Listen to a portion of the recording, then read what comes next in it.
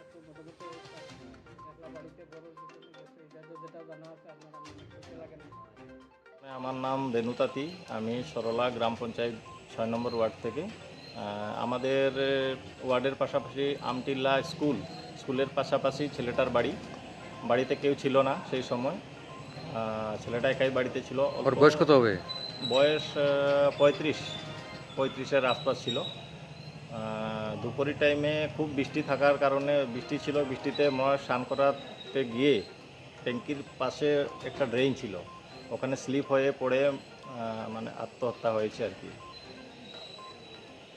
এই ব্যাপারে কি থানাতে ফোন করেছিলেন? এরপরে আমরা থানাতে ফোন করলাম, ফোন করার পরে থানায় এসে ওনাদের কাজ করে পোস্টমর্টমের জন্য নিয়ে এসেছেন। এখন রিপোর্ট আগামীকালকে পাওয়া যাবে। ৬ নং ওয়ার্ড থেকে বলছি। আমাদের আমটিল্লা স্কুলের ঠিক পাশাপাশি বাড়িটা। ছেলেটা দুপুরে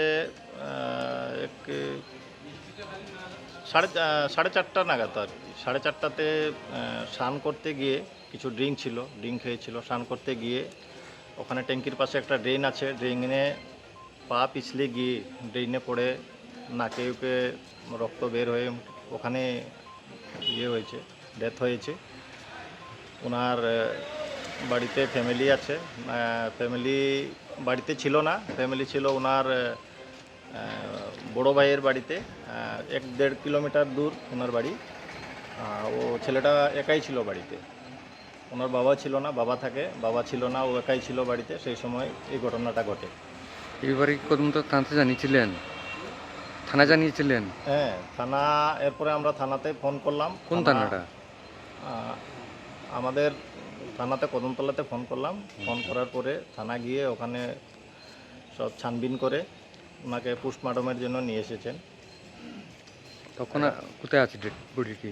এখন ডেড বডি বর্তমানে আমরা আমাদের জমগড়ে আছে, কালকে পোস্টমর্টম হবে। পোস্টমর্টমের পরে আমাদেরকে ডেড বডিটা দিয়ে দিবেন ওনারা। ওর নামটা কি ছিল? ওর নাম লিটন তাঁতি। বয়স কত হবে? বয়স 35-এর আশপাশ। বাবা আছেন কি? হ্যাঁ, বাবা আছে। ওনার নামটা কি? বাবার নাম সুদর্শন তাঁতি, সাধন তাঁতি বলে।